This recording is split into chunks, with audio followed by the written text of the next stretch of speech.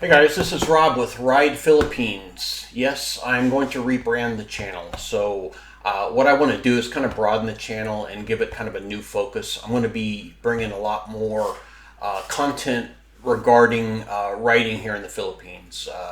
Matter of fact, I have a trip that I'm organizing right now to go to Panay Island. I'll leave out here in a couple of days, spend a week or so down there, and I'm going to come back and put some stuff up on Panay Island. I'm just not going to have the gadgets focus. But today's video is still going to be a gadget video. And what I'm going to talk about is what Hugerock is doing.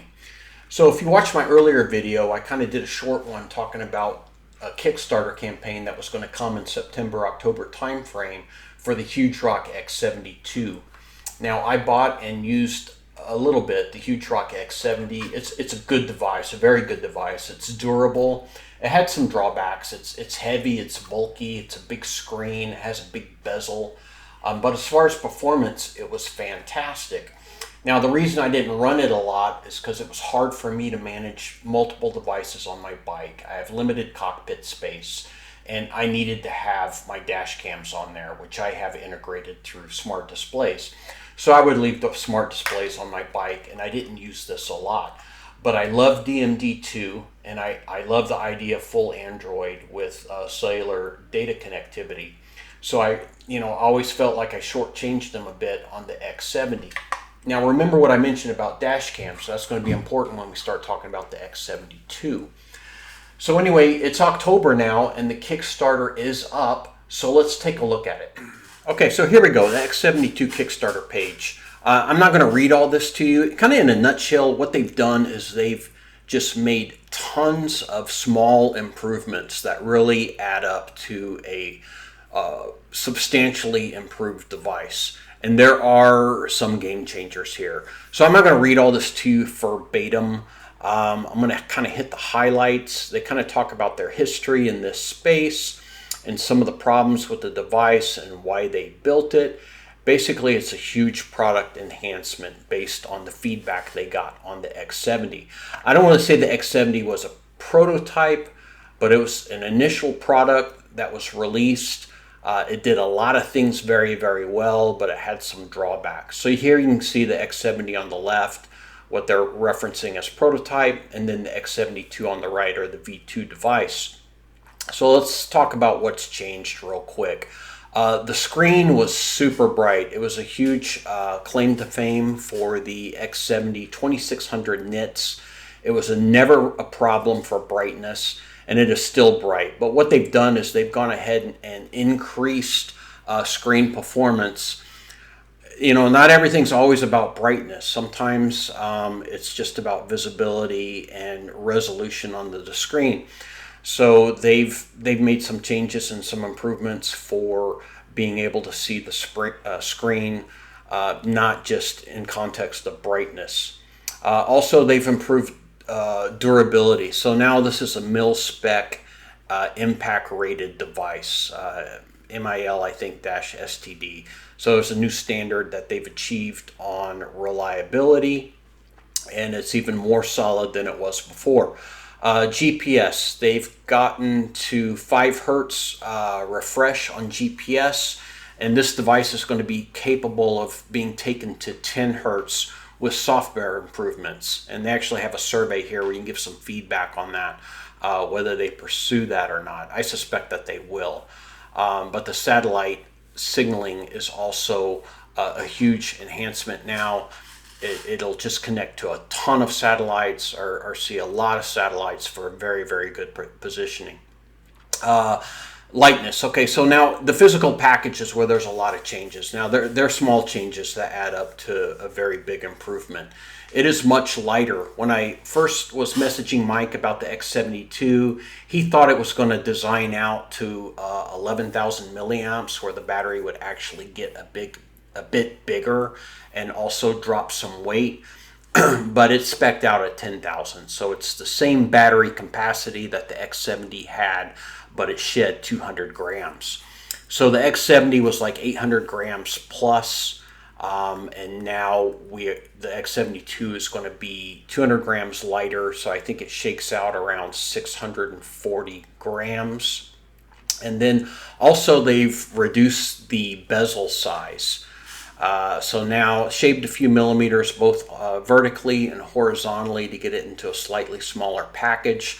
Most importantly, they've moved the buttons from the right over to the left. It didn't make a lot of sense to have buttons on the right when your right hand is your throttle hand. So now the buttons are on the left for easier access with your left hand. Processing power. This is huge. So they're running much higher processing capabilities. You know, the X70 is slightly dated, so they had to do a processor upgrade. It's still a very good price point. So of course it's not going to be like a processor you would see in, say, an iPhone or a flagship Samsung phone. And I'll jump over real quick and kind of show you just some benchmarks. So the original processor in the X70 was the MediaTek 6771, which benchmarked here at about 2673. The 8781, which comes in the 4G version of the X72, almost doubles that. And then the 8791, which comes in the 5G version of the X72, is at about 5305. So the 6771 was very capable, and these processors are just much better. They're 6 nanometer architecture. That's where they pick up the speed. Of course, they're not going to compare to an Apple Bionic processor, but you're not spending $1,000 for this device either. So very, very capable processors in the X72. So we'll jump back over here. This is a big one right here. What they're calling the 24-pin hub that is on the back of this device. So now this is really, really big in my book. This is what's going to change this from a tablet. What do they call this? They call this fully integrated cockpit. It's going to allow a lot of features to be integrated into the Hugerock tablet platform, or ecosystem as they call it. So they're going to be able to do cameras. They have the low-res anti-collision, which I think is kind of a rally riding thing. I don't know a lot about it.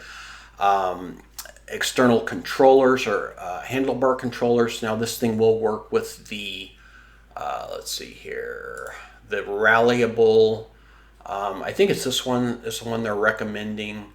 It's basically a Bluetooth controller. You mount it, put power to it, and then do a Bluetooth connection.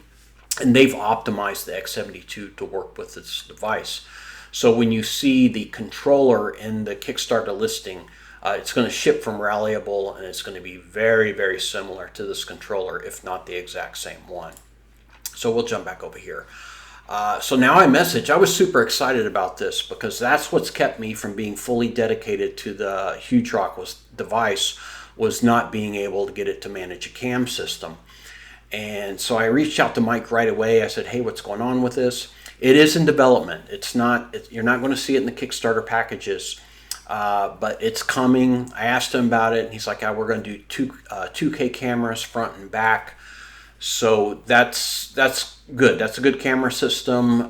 Innova's delivering 2K cameras. Chiggy's running 60 frames, but still 1920 by 1080. Both those options are good improvement in the camera world on a motorcycle. So that's what's really, really exciting about this Hugerock X72. They talked a bit more about the anti-collision feature that's going to be available, the GPS. I think that kind of, there's a new mounting system. So they've come up with an optimized lockable amps mounting system for their device now. And here's where they ask you about GPS frequency. And that's kind of it. Here's the specs. So there's two flavors of this, the 4G model and the 5G model. I would obviously recommend going with the 5G model. Get the better cellular radio, but more importantly, get the better processing power. Especially when you start asking this thing to start dealing with video. Everything's going to be app driven. So what you can do with this device now, once the cameras come, you'll be able to take an X72, put it on your motorcycle, throw DMD2 on it, get the DMD2 tire pressure sensors, and then have cameras, tire pressure sensing, And then everything else you want to do via Android apps, have all your navigation, have DMD2, have cloud connectivity for your GPX files. I mean, it really just opens up a whole new world. You had all that capability before, but for me it was always an either or. You know, do I want to give up my cams and go to an Android tablet?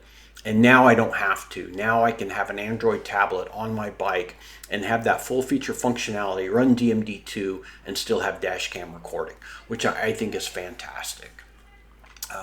That's pretty much it. We'll go and look at the rewards real quick. So there's the X72 base version, there's the X72 or the 4G version, and then the 5G. Then they have the motorcycle mount set, which it comes with the external GPS, some cabling, the amps mount, and then the RAM arm for $559 for 4G, and then that same package in the 5G is going to run $629. So, you know, it'd be interesting to see how the cameras price out. You know, I think they probably have to get those things, you know, sub $150 for a couple of cameras. But you know, it's going to be super cool. I'm just excited about it. The question for me now is whether I go ahead and get on the Kickstarter for the 5G unit and then wait on the cameras, or kind of see how things shake out and get it later. But I'm going to give it some thought. I think the Kickstarter is going to run another 40 days. Let's see. Yeah, 40 days to go. It's already funded, and Hugerock is a reliable manufacturer. So it's going to be kind of like the Jiggy campaign. You can take this to the bank. They're going to deliver their units. So there you have it, Hugerock X72. Check it out. I'll drop a link in the description, and let me know what you think. Is it a game changer? Is cameras on a Android rugged tablet running DMD2, is that a game changer, or am I making too much of this? All right, thanks for watching.